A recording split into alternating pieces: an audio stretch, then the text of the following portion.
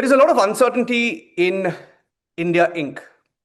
The corporate world is silent. In fact, when we tried reaching out to industry bodies like FICCI and CII, many of them, of course, on the face of it, saying that it's time that we open up our market, bring in reforms to ensure that we wade through this tariff crisis. But many more have gone silent, waiting for the back channel talks and the final tariff to settle down. I have with me today Suhel Seth. Suhel Seth is the founder and the managing director of Counselage India. He's an ad man. He speaks to corporates. He gets a sense of what India Inc. is thinking. Suhel, what is going on in boardrooms today with this tariff situation? Look, it is a serious situation. But look at the Indian economy for a minute. We have a huge consumptive economy. Our total exports are $780 billion, of which 40 billion is going to be impacted. If you look at a percentage, it's 4.9%. Which are the sectors that are likely to be hit or will be hit? One is jewelry, textiles, but also remember that the dollar is strengthening. There will be an offtake and an offset of that. My whole perspective, Niranjan, is that there is no better thing for great leaders to look for opportunities in adversity. This is the time for Indian brands and the Indian government to do three things. Number one, we need to bolster great Indian brands, and there are many.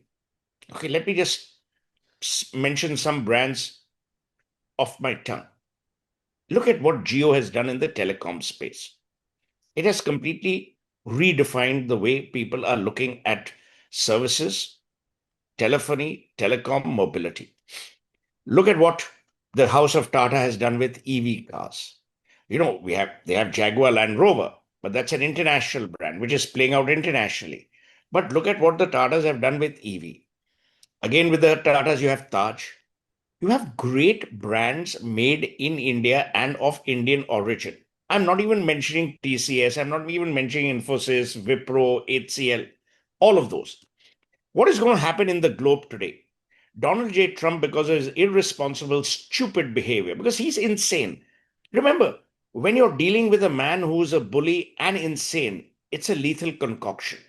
But it's also a great concoction because because of his stupidity, is reorganizing the global order. Can you imagine, because of his idiosyncrasies and irresponsible behavior, today China, Russia, and India are talking to each other. So you're creating blocks. Look at what he's done with the African countries. So you've got the African market. Look at the way he's treated EU. You've got the EU market. So imagine America for a minute disappears from our export horizon. Nothing's going to happen. Then obviously there will be punitive measures that I'm sure the Indian government will also take on American companies in India. And that's going to happen.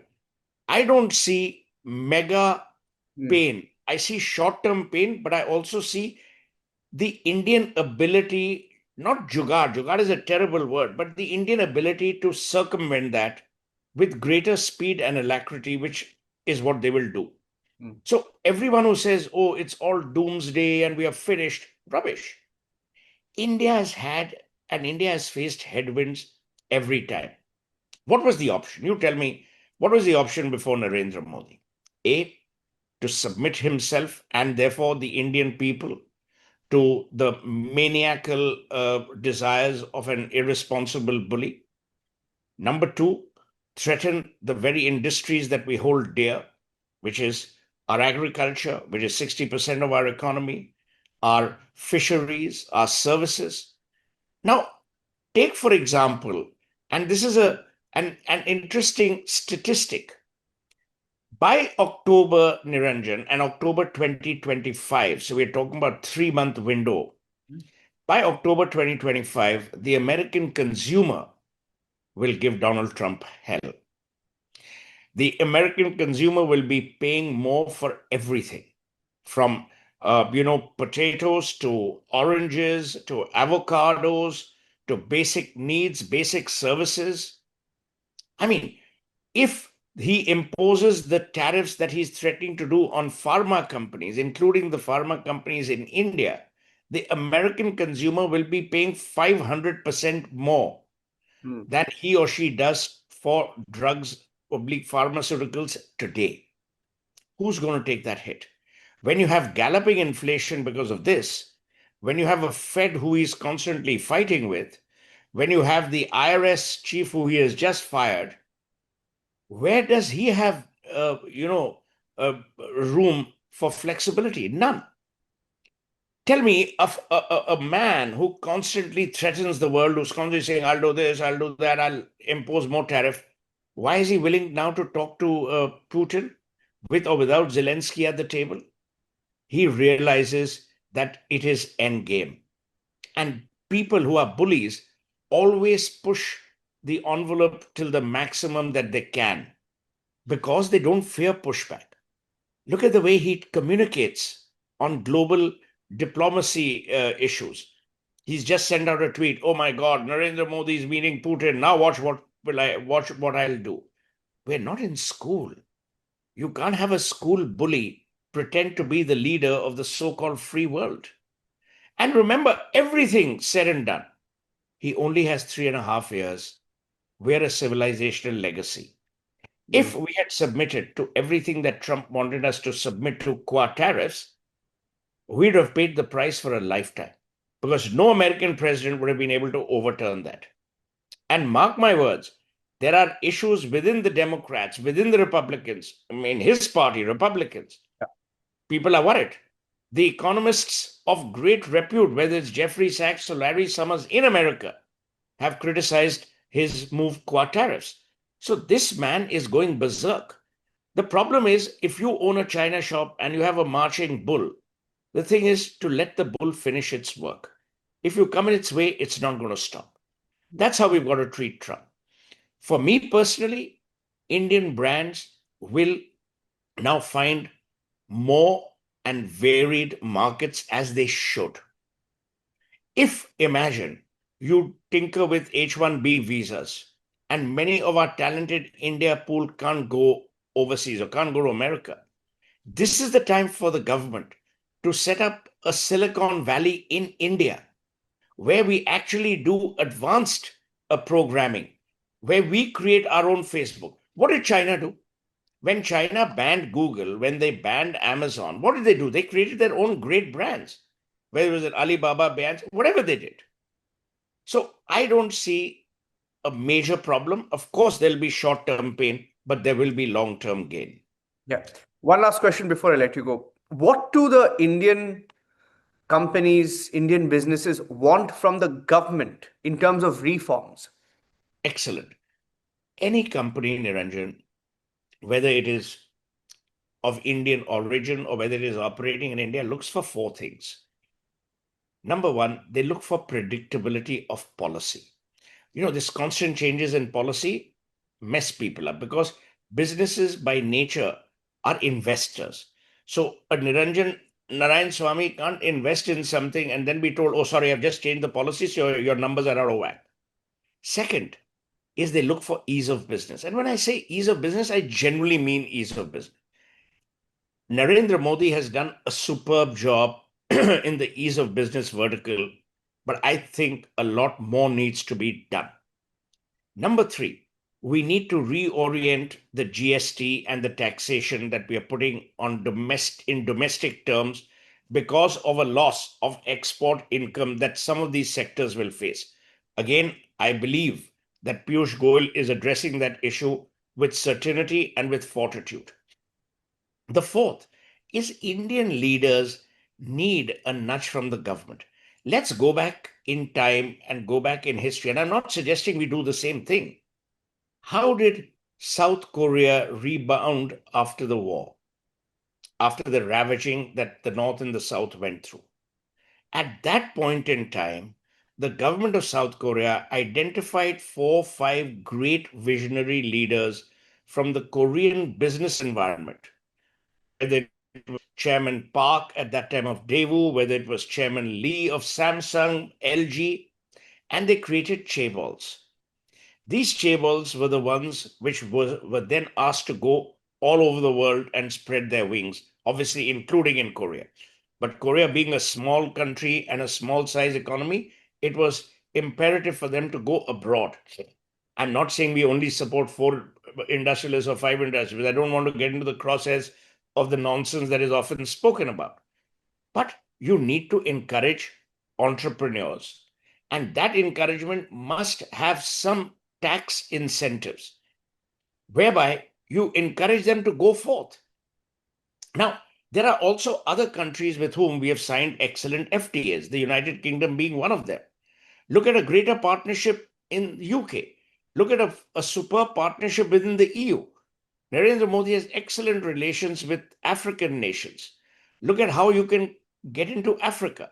Please remember, and here I must say that we were the first country to stop our citizens from going to South Africa under apartheid.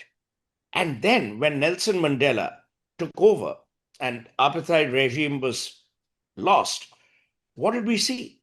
Instead of India getting into South Africa or the African hub, we saw China get in there in a big way.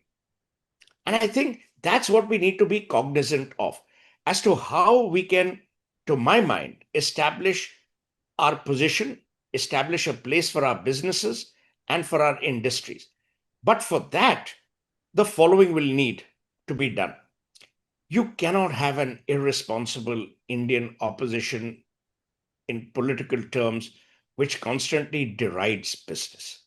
Because business is what provides employment. Employment is what puts food on the table, gives you a shelter. So the opposition has to be better behaved. You have political issues with Narendra Modi, sort them out. But by constantly berating industry, by threatening industry, you are doing no one a favor. The second is our ministers need to communicate more.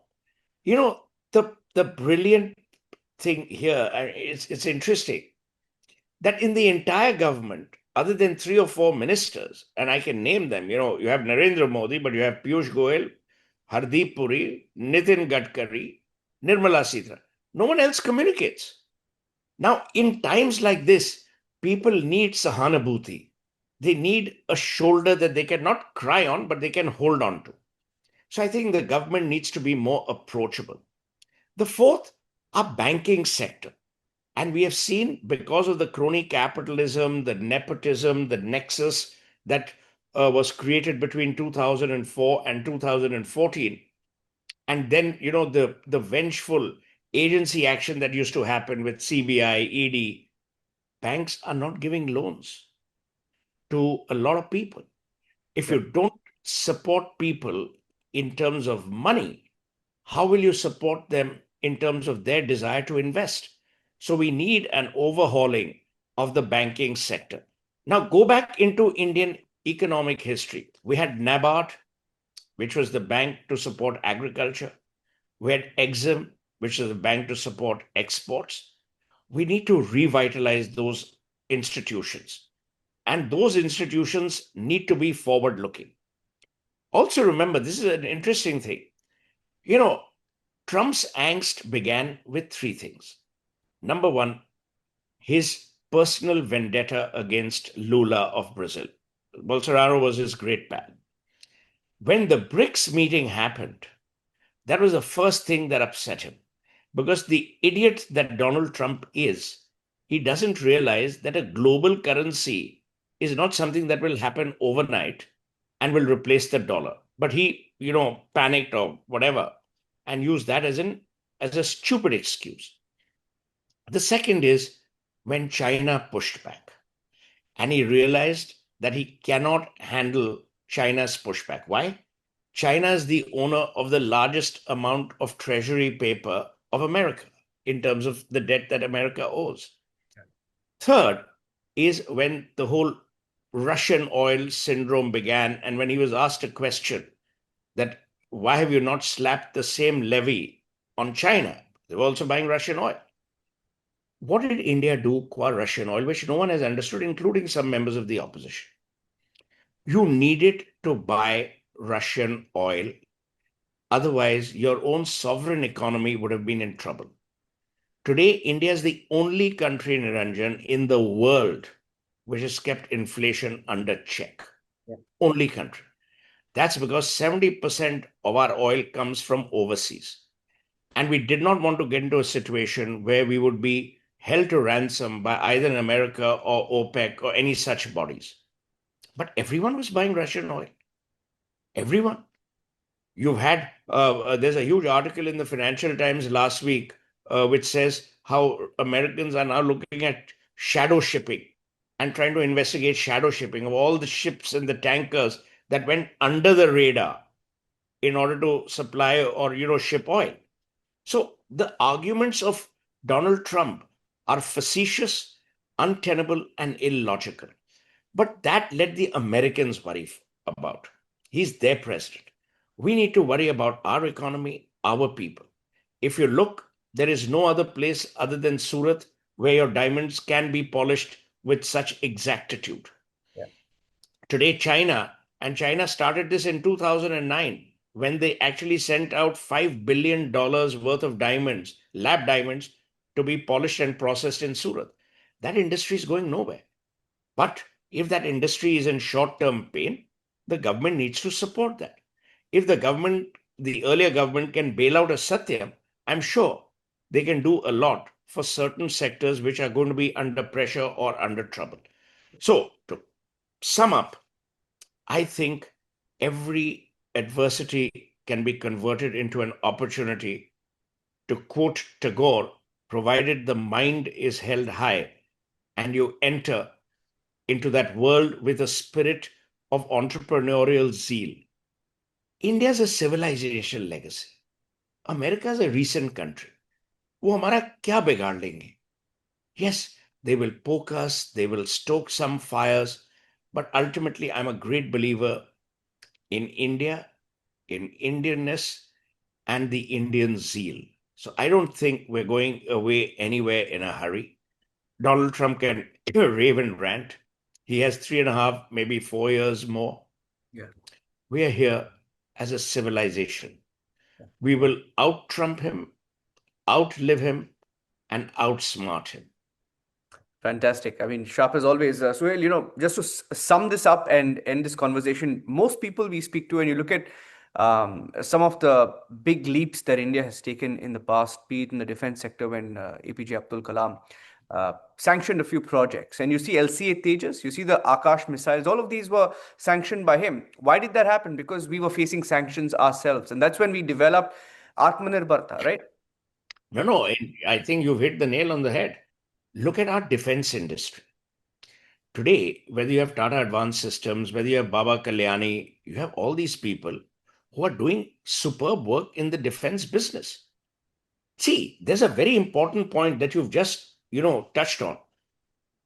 When Modi started Make in India, he did not envisage us to be a factory. Yeah. He envisaged us to be a producer, which means the innovation and the execution would be Indian. That's begun to happen. And that will continue to happen. As we spread in infrastructure terms, it'll work. Today, our partnerships with Israel in technology, in certain patented technology, in healthcare, it's working. You have great healthcare brand. Today, 27% of all hospital beds at Apollo are in terms of medical tourism. People who are coming to India to seek medical help. Now, if you increase that increases. So I'm not too worried. Yes, there will be, as I said, short-term pain, but we are damn good people here to circumvent. We are the original republic of bypasses. We will bypass this too. Fantastic. Thank you for your time, Suhel. Fantastic perspective. Thanks. Thank you so much. Thank you for taking the time out and speaking to Republic. Not at all.